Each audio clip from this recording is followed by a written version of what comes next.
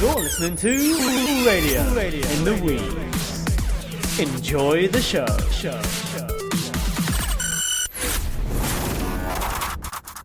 Hello and welcome to Radio in. No, Colin. Sorry. We are the. You don't introduce. Oh, I just thought as No. Well, a special guest, I thought I would do Yeah. the intro. yeah, that's not really how it works, though. Like, we'll just leave it to me. Leave it to the professionals, you know. Oh, okay. Well, anything Okay. you want, Scott. You're that's the fine. boss. So, hello everyone. Yeah, we've got Colin back. Hello. Hi. Yeah, by popular demand, he's back. Matt, unfortunately, is on holiday, which is unfortunate timing because he was actually the one who wanted Colin back. I actually Did he? He Oh, did. that Yeah, he naughty boy. Yes, he is rather naughty, sexually and otherwise. He wanted to know a little bit more about Colin, so we brought him back in. Colin, how are you doing today? Oh, excellent, Scott. How are you doing? I'm very good, thank you. And I do appreciate that you're sitting quite far away from me. You did try and sit on my lap when we started this. Well, I just assumed that's where Matt normally sits, and I thought that would be... It looked so warm and inviting, I just had to give it a go. Right. Well, Matt does occasionally sit on my lap, but I just feel like we're not there yet, you know, Colin. I feel like we need to get to know each other a bit first. Okay, baby steps, baby steps, Scott. Yes. And I do see you have a gigantic erection, but I'm going to ignore that. I'm going to push past that. Well, it's a medical condition, Scott. I don't want to really talk about it just yet. Sure. Don't want to disturb your wonderful viewers and listeners.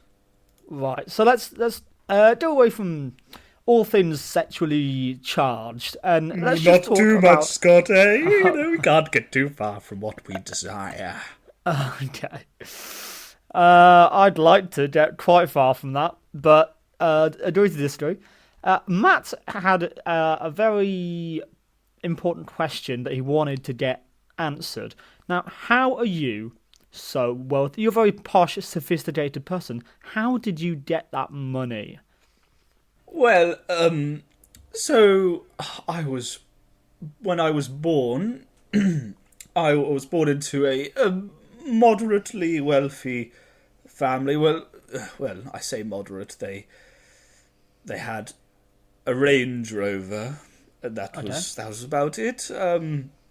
But both of my parents died, sadly, when I was quite young. When I was 7, you see, quite traumatic, and without a father figure or mother figure.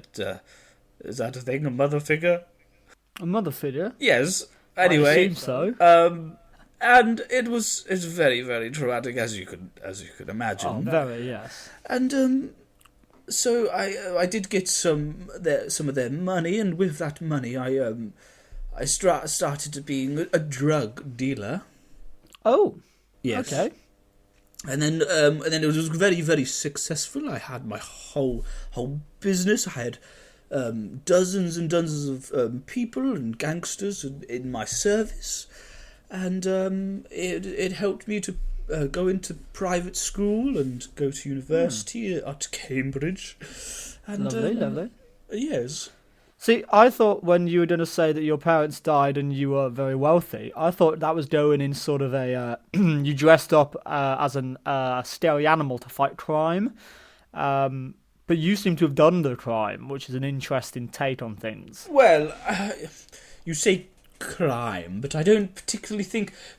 Scott, I think some people need drugs in their lives, Well, and it's important to people. So I personally, Scott, I think I'm helping the community and helping people cope with certain things, and I see it as a positive, really. So do you still do a drug deal, or is that a past business venture? Let's say I'm somewhat involved. I don't really get hands-on anymore, but Okay. I get some kickback from it, of course. Okay. So the money's still rolling in. You're still financially stable. Yes. Oh no, but you know, I now I have many other avenues of getting money, and yes. So you've branched out. Tell me a bit about those avenues. I wanna get into them. Well, one that it's only recently been, as the kids say, popping off, is I've started oh, thank you, Scott, you little charmer, you, was an OnlyFans. Oh, that is not what I thought you were going to say.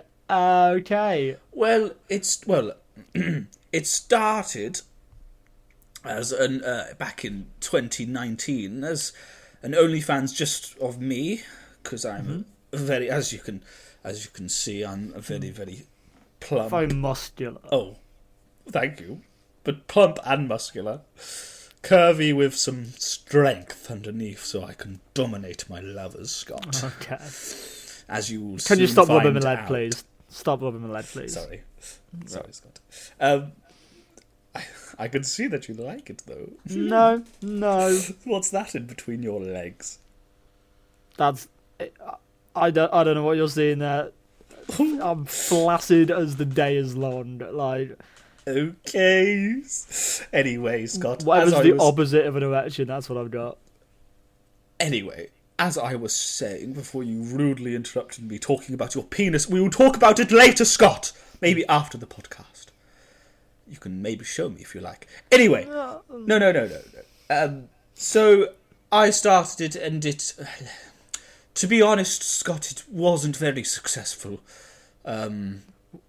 I wonder why. So I started with showing my legs and little feeties. Oh, Jesus. And then one thing led to another, and several months later I was gaping my asshole to the camera, but nobody was coming. Why are you laughing, Scott? This is not funny. I was getting no views. Yeah, it was very dramatic. I thought I was a hunk. I thought I was a sexy man. No, you are a sexy man. It's just maybe people don't want to see your gaping asshole on their phones. You know, there's a difference between being like physically attractive, you know, having the muscles, the bodybuilding and stuff like that, and shoving your gaping asshole into someone's face. Well, you know, they're two very different things. Well, I tried. I tried, Scott. But do you know what? I did learn a thing or two about the website and how the business of it ran. And then I started a company where I employed hot, spunky young men to take photos for me, and I took photos for them, like. You do a modelling business. Yes, exactly. And I get these little boys. Young men in. How young are these men? Oh, 18, Scott. 18, of course. Okay, of course. That's fine. You know, barely legal, as I like to call them. Yeah, so it's a weird thing, isn't it? That's an attractive thing in porn. That everyone's like, oh, barely legal. They were almost a child. Yes, and that for some reason turns people on. They have the vigour of someone with youth in there. You know, no one else has corrupted them, and they're hard as the day. Thick, juicy cock. Oh, yes. All right. Sorry, Scott, you were asking me about my other ventures. Yeah, no, that's my bad. But and anyway, I've got 12 gentlemen from all around the world. Got an Indian fellow who's very, very, very nice. Nice. Got a Brazilian man. And where do you post these pictures? Is it on OnlyFans as well? Only they're all got their own OnlyFans, and I take a modest cut of their earnings. And so it's interesting that. Okay, I'm sorry, I'm intimidating you and making you all flustered, Scott. I know. Yeah, it's the fact that you were taking off your shirt. I got a bit like. How hot is it in here, Scott? It's not very hot. It's January. I am. It's like 40 degrees in here. The heat triggers me. It's January. We can't afford heating, so I don't know how you're hot. Well, I think that you're sneaky turning the heating up. You want me to undress, don't you? I can see it in your eyes. Okay, this is becoming a little bit just too full on. So let's just go back to my question. It's interesting to me that you don't have any women OnlyFans when women OnlyFans are statistically much more popular than men's. Now, why is that? Well, I'll tell you the truth, Scott, and this might surprise you. Is it that you're homosexual? Oh, how did you guess, Scott? Yeah, something about everything you do ever just sort of screamed at me that you were gay. Well, don't promise me not to. You won't tell anyone, Scott. Keep it just between us. Oh, you're not out of the closet. Well, you went on national radio and offered to fuck me last week, and you're not out of the closet. Fuck. Oh, no, a lot of people do know. I just, I don't want it to be my defining characteristic, That's fair. That's fair enough. Well, I just thought that from a business point of view, if you want to gain money, women might be a better way to go about it because they get more subscribers. But if it's just sort of a hobby, then, it's fine to just go with men. I want to tell you how to run your business. Look, Scott, I have plenty of money and I do not need your help or management or anything. I do know that, women on OnlyFans are stunning creatures, but it is hard for me to take the photos and to get them to take videos that I think is appropriate because I'm just not attracted to it really. Right, so right. it's So it's a matter of creative difference. Really, yes, isn't it? yes, quite. Well, that's fair enough. So, do you do any work yourself, or is it just managing? You're just a manager for all of your different ventures. Scott, my work is life, living in the moment, living in the present, and just doing whatever my heart desires. Like right now, my desire is to be right here in this room with you. That's a nice mindset, living in the present. Yes, well, I've got tons of money, so I don't need to worry about that. I'm not fucking poor. Yes, I fucking hate the poor. Fucking scum. We're getting a bit into your aggressive streak here. Have you ever been a homeless man? Beaten up a homeless man? You ever done anything like that? Beating up the poor? No, I have been to prison. Oh! Yes. Please elaborate, please. When I was 12, at the height of my drug empire, I was... Okay, see, well, there's a shocking thing, because I didn't expect you to be that young when you started your drug empire. Well, I said I was 8 when I started. Just after my parents died, a couple of years after. That completely flew over my head. Continue. You pay attention, Scott. Okay. I might have to punish you if you carry on. Spank you, maybe. Anyway, so yes, so I was 12, and we got caught. There was a cheeky rat in the society of mine. A human. Or like yes, a little rat? No. Someone who told the police about me. Sorry, I'm not down on the lingo of drug dealers. Yes, you need keep up, Scott. I know it's complicated, but because when I was 12, as you see, I'm quite a tall, hunky, large you man. loom over everyone. Yeah. So you have a sense of authority. Yes, I am 6'6". Especially with your top hat. With your top hat, you're 7 foot. Exactly, Scott. That's the reason. Yes, they call me 7 foot gay man. Colin. Colin, yes. 7 foot Colin. 7 foot Colin. And rolls off the tongue. Yeah. In more ways than one. Ooh. Wait, what? And you have a 7 foot cock.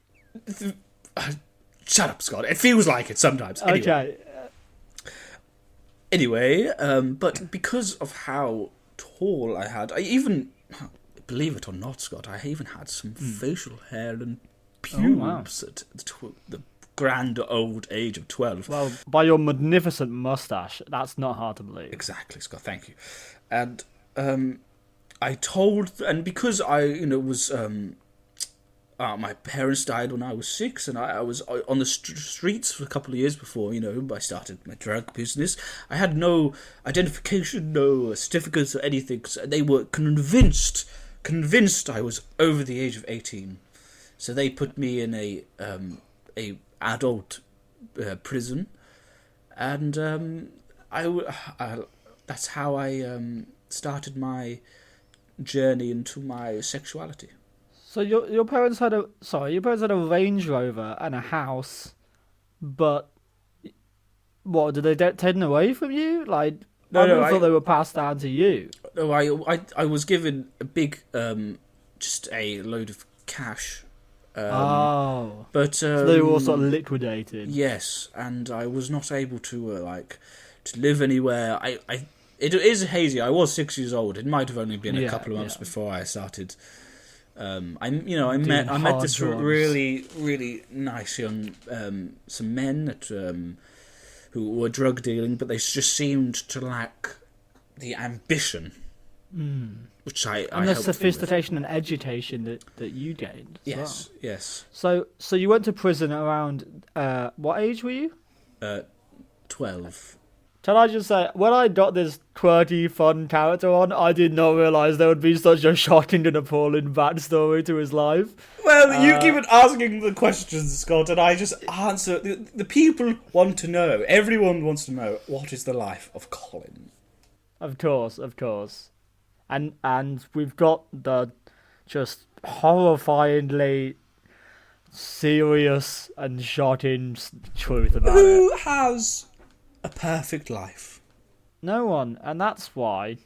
Do you want to hear my time running a gay bar in Menorca? Yes, please. Well, it started as I. How old were you? Sorry, first, how old were you in this? You out of prison? Yes, I was out of prison, and I stepped away from the drug empire for a while, and I was 26. You were thoroughly gay, but not out of the closet. No, this was in the 90s, so it was starting to get there. But yes, places like that, it still, there was a lot of homophobia around. It was awful. Shame. But there were, on the other hand, there were still plenty of men ready to fuck. Well, it's Spain, isn't it? Yes. Yes, I had a wonderful gay bar, and I ran it, and I got fucked every night, to be honest, Scott. It was excellent. Well, brilliant. So you've made a lot of money off the drug empire. Was that taken at all after you got arrested, or did they let you keep all of it?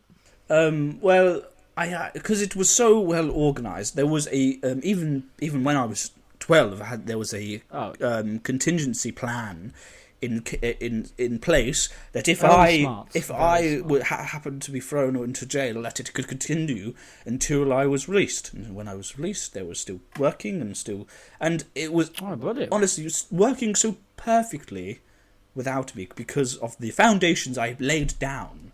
Yeah, that's the sign of a good employer. I honestly didn't even need to return. I carried on as it was. But still money in my pocket. So have you shut it down now, or is it still just going somewhere? No, still running. Still running? You're just no longer a part of it, per se? No, I do check in with some of the lads, time to time. Nice. It's a very, we do have a dinner once a year, and it's very cute. Oh, that is cute. So talk me through this gay bar. So what made you decide first to go to Mallorca and start a gay bar? What was the thought process there? Well, I was getting a bit complacent and bored in my 20s, and I felt like the depressing nature of the UK and the rain and the drizzle. Yeah. Oh my God. Relatable, man. Relatable. With January at the moment, awful. Although you've taken your shirt off anyway, so... Yes, well, it must be at least 40 degrees in here, Scott. Really not. Really... That's not true. Or it might be the Viagra, I'm not sure. Oh, maybe. Maybe that's That's probably why you've got a rock hard erection right now. Well, that or you, Scott. You can decide. Yeah, I wish I could say I could choose one, but I feel like it could swing either way. Well, I'm in my 40s, And you've it is still it is packing. hard to get it up sometimes. To be honest, Scott. Well, there's no shame in that. There is shame in coming to an interview after taking Viagra and awkwardly making comments towards the host, but Well, you know, we'll move past it. I pretty much take it 24/7. To be honest with you, Scott, because you never know. Not healthy. You never know. Not healthy at all. No, my fingers do turn blue and purple sometimes, but it's not an issue. You just need to be ready for combat, as I like to say. Is that sex? Is that Of course. euphemism? Right. Of course, Scott. Yes. Beautiful. So Mallorca. Yes. My club was called the Purple Leprechaun. Oh, lovely. That's a good name. Yes, because my family heritage is from Ireland. Oh, right. County Cork. I can hear it in your voice. Very Irish. Yes, well, my grandfather on my mother's side was an Irish farmer. Oh, lovely. Yes, very very humble beginnings, my family. And what was a typical day for you in Mallorca, in the Purple Leprechaun? What were your responsibilities as manager or owner, I'm assuming? Well, I was the life of the party. My business plan was, I'm such a, as you know and as you can plainly see for anyone listening, that I'm such a character. Quite literally. Go on. Sorry, the Viagra is spiking. Yeah. My idea, Scott, was to. I lost my train of thought. My idea was, if I was this fabulous character and the whole place knew me, they would want to come and enjoyed my. Everyone loves me. And they it's would a want to small come island to as my well, so. club. Exactly, that was my plan.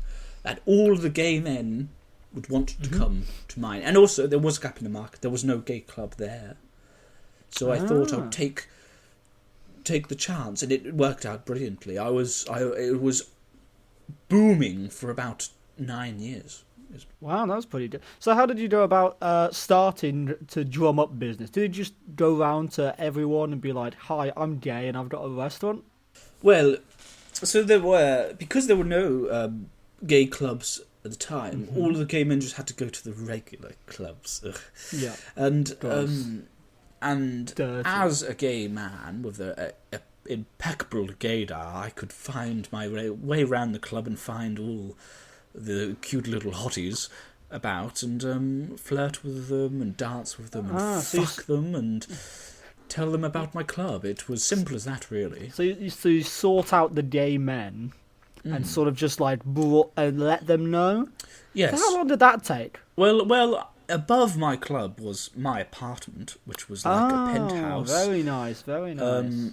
So, which it kind of, it really became a VIP section, to be honest. Or I used to call it the very important penis person. Oh, the VIP. Yes. It was basically it was a glorified orgy room, to be honest. Nice. So basically, what I would do is this. This might sound vulgar to you, some straight homophobe. Well, I wouldn't say that. Would not say that. Well, say straight ally to the LGBT community. We'll find out later if that's the case, then, Scott. I don't know what that means. Winks in your direction. You don't have to say that you wink in my direction. You can just. Well, I wanted the listeners to hear. Oh, right.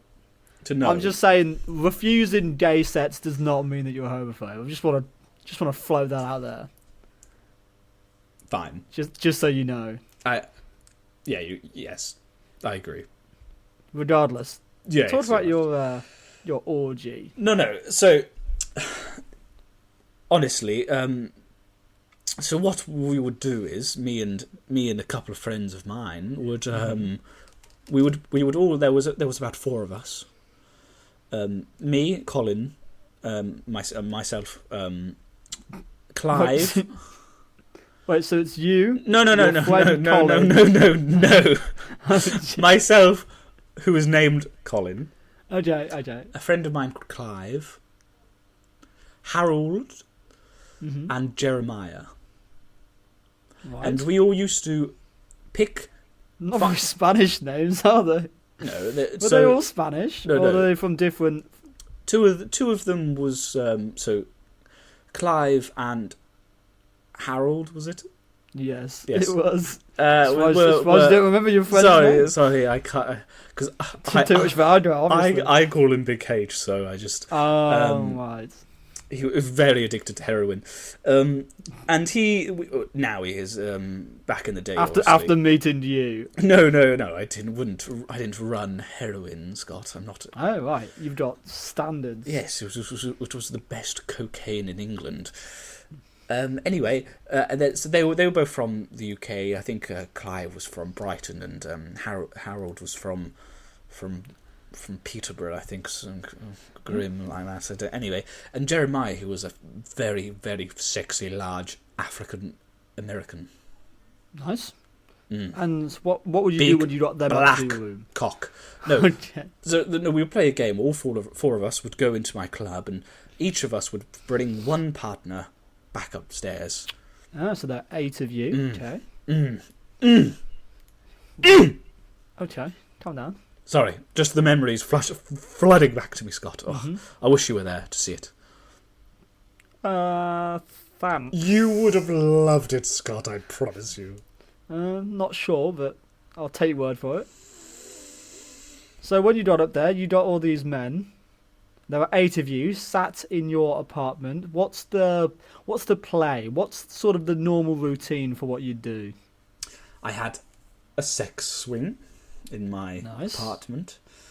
We used to we'd take turns on that, and we would. I can't remember the name of it now, Scott. What's the? You must know. You must have done it before. I know. I can see it in your eyes that you have experimented. When you're taking in turns cooming into one of the person's mouth, and you go around. What, Bukkake? And you go and you spit into the other person. You go sit in a big circle and you. Snowballing, is it? I don't know. Maybe. Yes, let's call it snowballing. You snowballed each other. Yes, so we would all come into one person's mouth. Okay. And then sit in a circle, and then they would spit into the next person, and the next person, and then their saliva and cum would make a big mess. You're right. I hate that. You were correct in your assumption that that's fucking disgusting. You asked me, Scott. I'm just. Yeah, no, I don't blame you for telling me. I'm just stating that. Yeah, hands up. You were correct. I do not like that at all. I don't know what the kids call it these days. Back in the day, it was snowballing. Well, maybe we can ask them. If any listeners know what coming into each other's mouths and then spitting in a circle is, then call in. Let us know. We do have a caller beeping away on the line. I'm not really sure why, because I haven't actually said that we should have any callers. But how exciting, Scott! Who do you think it is? It is exciting. I don't know. It might be Matt calling in. Maybe he wants to ask you a question, but well, is it? We'll have a see. I'm very, very intrigued. Hello. Hello. Who's this? My name is Jerome. Ooh, I like the sound of this Jerome. Okay, and why are you calling in, Jerome? I was on one of your little light stations in Mallorca, Mr. Colin. I don't know if you remember me. I was there. I spent 6 months in Mallorca, and every week I'd visit the Purple Leprechaun just to see your little face. Oh, those were some good times we had. I don't know if you remember me. I was the man dressed in a full purple suit from top to bottom with a big ostrich feather in my hat. Of course I remember you now, you little mink. Oh, yes, we had a lot of fun together, didn't we, Colin? Oh, how have you been? How have you been? I have been very good, I've been very good. And, by the way, the answer is snowballing for you, Scott. That's the name of that little course. thing. Oh, thank God I got it right. I was so... Great. I would have been so embarrassed if I got it wrong. Well, you clearly know your stuff. Do tell me, were you ever invited to my flat upstairs? My apartment? Several times. Oh, you lucky boy. I think one time Harold got me, and then I think Harold talked to Clive, and I think Clive got me the second time, 2 weeks in a row. You do seem like Harold's type, to be honest. Yes, I remember you now. Mm. Yes, I remember the time when we brought in that big table and we strapped handcuffs to it, and we sort of played spin the table, and wherever the holes landed. Oh, that was very fun. Oh yes, very that funny. was very fun. I did have to retire that game in the end. I don't know if you know. That? A couple of people's members was chopped off. Jesus Christ. Yes, we had to no, throw that one in the bin, I'm afraid. How did they get chopped off? How on earth did that happen? There was a couple of people that, typically it wouldn't. There was 2 new members to the game, and I don't think they were very. They didn't explain the rules to them very well, and they shoved their peni into the holes too early as it was spinning. Sometimes things just go awry like that, Sometimes people get too hot and flustered, and they have too much excitement building up in them. All the blood rushes to the penis and none to the brain, Yes, and you have to remember, Scott, that we were all coked up. So of course. Right. A lot of mistakes were had. So you hadn't stopped doing your coke business by this point. You still have a lot of cocaine sort of going through your apartment. Well, I was gay in the 90s, Scott. Yes. Oh, okay, that makes sense. Yeah, as someone who was not in the 90s and isn't gay, I don't really have a reference for this. Oh yes, in the 90s, everybody was high. I remember Colin had a whole sort of jar, didn't you? A whole, biscuit jar, just stuffed with cocaine, just full of it. Yes, it was flowing like candy back in the day. It Yes, was fabulous. I remember we had something called cocaine showers every now and then, where we'd just get a jar of cocaine and we'd just throw it about like champagne, like the champagne foam. Do you remember the cocaine and golden showers? Oh yes, I do. That was one of the most messy nights I've ever had. Yeah, that's. Do you know what a golden shower is, Scott? I do. So imagine that with cocaine mixed in. Delicious.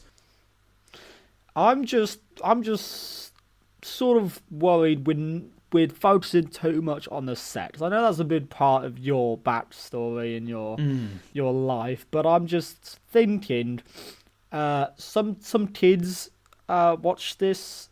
Listen to this radio show, and I'm just thinking, yeah, I'm just thinking. I mean, I should have really stopped it when you talked about coming into each other's mouths and then spitting into the next person's mouth. Should have stopped it there, but I'm sort of putting my foot down and be like, can we let's move on from Mallorca? Where did we go next? What was next in the chapter of your life?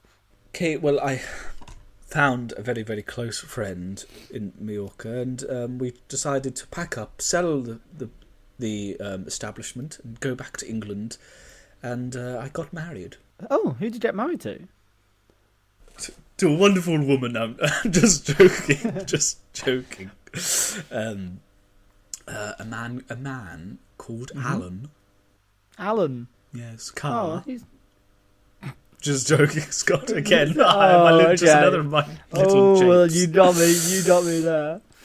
Oh, yes, I remember that wedding very well. It was a very nice wedding. I don't remember you being there. Yeah, well, of course, you didn't know I was there, because basically what happened was I've followed you home. Well, Harold let slip that you were going home to England, and I thought, oh, this sexy little man is, ooh, I want to be where he is. I was a bit obsessed, So I followed you, I sat behind you on the plane, and I followed you home. And Oh. I sort of just stayed outside your house for like several months in the little bush you have there, that little rosemary bush. Well, that's a bit weird. Well, I don't like that at all, honestly. Well, when I've stopped now, of course, I know it was a bit weird, and I was like, okay, maybe well, once you got married, I was like, okay, he's off limits, I sort of understood, I was like, okay. What, sorry, I'm so sorry, but what was your name again? My name is, shit, what was my name? Something... Gerard or Jerome? I cannot remember which one it was. It's both, actually. It's Gerard Jerome. It's hyphenated. Gerard. Yes. Gerard Jerome. Sorry. Yes, name. of course. Just because I don't know if you know, Scott, but I am no longer married to Alan. Right. So you got a divorce? Yes, because I remember him cheating on me with another man, no. and from my memory, his name was Gerard. Oh yes, we fought a lot. What? Whoa. Okay. Are you telling me you ruined my marriage? Not ruined. It happened to be that So, what it was basically, before you get all mad and flustered, Scott, why is this man still on the phone? I don't know. Would you like... Well, do you want to hear the story, or do you want me to disconnect him? It's your show, Scott. It's your show.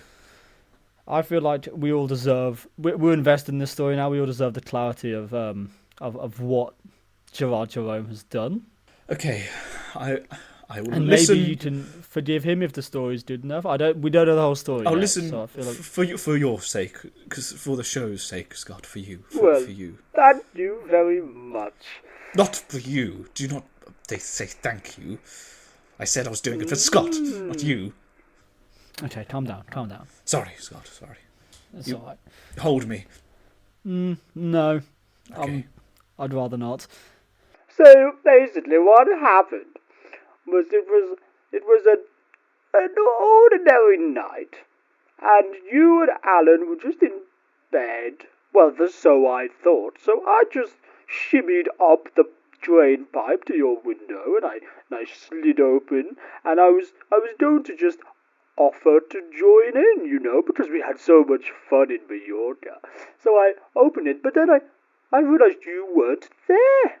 And it was Alan. I was very embarrassed, Colin, very embarrassed. So I was just about to leave, and then Alan saw me and went, "What are you doing in my house?" And I was like, "Well, I thought Colin was here, and I knew him from Mallorca, and I thought, I have a bit of rumpy bumpy, A bit of rumpy bumpy. a bit of rumpy, No. No, okay." But so Alan was like, "Oh, it's dark. You can't go out," and he invited me to stay, and there was nothing, bad happening. And then I slept downstairs. He offered me a place to stay, and one thing led to another, and we were fighting. We were fighting hard. But it was a one-time thing. We regretted it after, and Alan was like, "Okay, we can't do any more." So then I left, and we never did it again. And you've not seen Alan since? I've not seen Alan since. Well, maybe you should contact him, because he ruined my life. And we got a divorce. I've Because heard through the grapevine. Well, I just like to, just for the record, before we got married, we agreed that I, as the bread earner, could fuck any man I wished. Right. He remained only with me.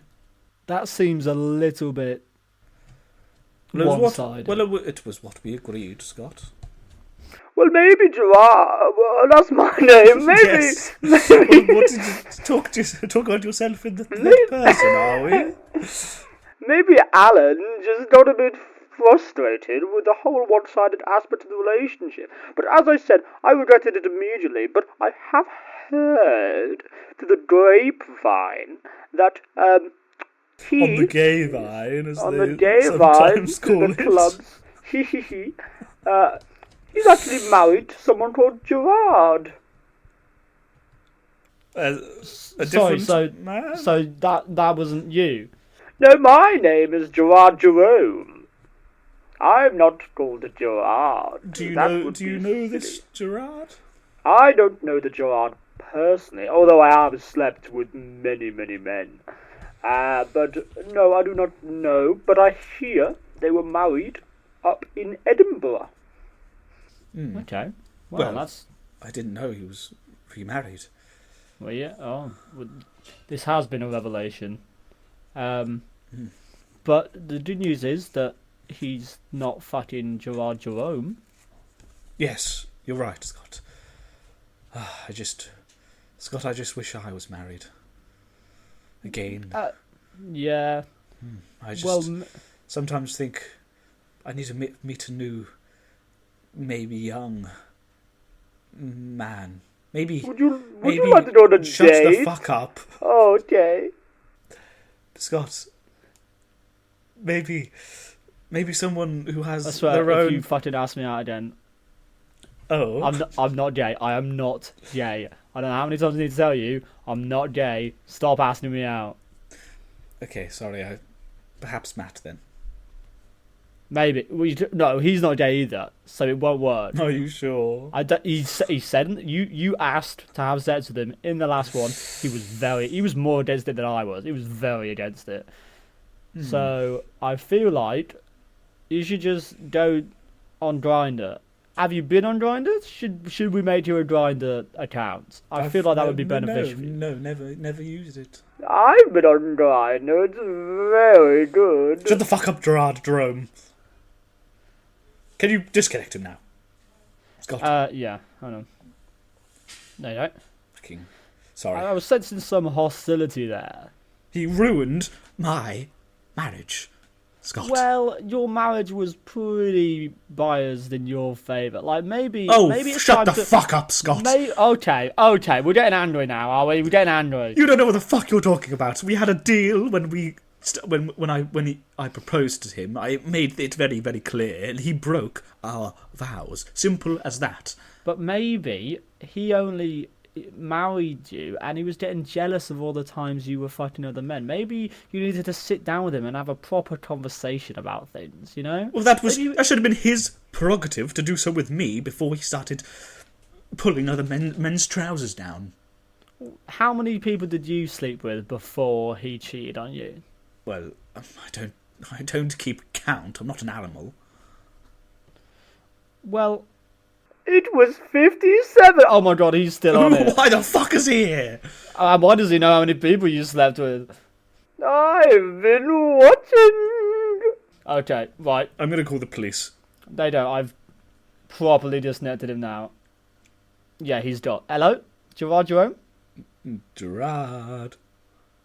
His name's Gerard Jerome. Sorry, Gerard Jerome. Yeah, no, he's not here. Okay, we're good. Maybe. Well, Gerard Jerome seems very interested in you. Maybe you could get back to Alan by having sex with him. That was just a thought. I mean, I'm not. But it does seem like maybe you pushed Alan into something he wasn't really prepared for, and he just didn't have the heart to tell you, and then it just built up and up. Because he said he did regret it afterwards, so it might be that maybe just a bit of more communication in your future relationships would go a long way. Perhaps you are right, Scott. Again. Maybe Yes, you're right. I'm very wise. And also still not gay, don't ask me out again. Okay, so... I could see it coming. You were actually getting down on one knee there. Sorry, I just tying my shoes. Yeah. Okay. Well, this has been a very enlightening interview. Thank you very much for coming in, and I hope that you have... Thank you, Scott. You're very welcome. And we learned a lot about being gay in the 90s, about your endeavours, and what a snowball is, which I really didn't need to know. Matt will be very sorry he missed this, but he can watch this interview back, and I'm sure he'll find it all very interesting. That being said, do not call him. He doesn't want you to call him. Well, I was just about to say, if you could ask him for me, he keeps ignoring my text messages. Yeah, that's because you just send dick pics. You literally exclusively send dick pics. Well, I just don't know what other way to get his attention, to be honest. And, Talk to him normally, like a normal person, maybe. Maybe. Because he's just... He's actually blocked you 3 times, but somehow your messages still get through, and it's actually, like, I do have causing him a headache. 12 phones. I am rich. Okay, yeah. I was going to ask why, but we're running out of time, so I'm just going to let that slide. Thank you very much for coming in. I hope you all good luck in your future endeavours. Maybe you can go and call Gerard Jerome. He seems pretty interested in you, but you know that's your own prerogative. Maybe I shall. I don't know. I'll think about it. And maybe we'll get you back on the show sometime. I had a lovely time with you, Scott. I'm glad. There were some ups and downs, but overall, I had a lovely time, and thank you. Yeah. Thank you. What was that? I was kissing you on your cheeks. Oh, right. Okay. You know, it's how we say goodbye. So I thought you just came in your pants. I thought that's what... Yeah. Because there is sort of a wet patch now. I think you should go and get cleaned up. You want to go to the bathroom? Where is it? It's just down the hall to the left. So, goodbye. Thank you for having me. Goodbye, everyone listening. Thank you, my little children, my little cherubs. Yeah, that's enough. That's quite enough. See ya. Well, listeners, that was an enlightening interview. I'm very sorry for anyone that's under the age of 18 that was subjected to that. But it was a very interesting piece of history. And I'm sure we can all agree that Colin is a very interesting character. So, we will see you next week, where Matt will be back, and we'll have some more fun for you then. Goodbye, and see you next week. Thanks for listening to Radio in the Weeds. Make sure to tune in next week for jokes, gags, and general tomfoolery. Bye bye!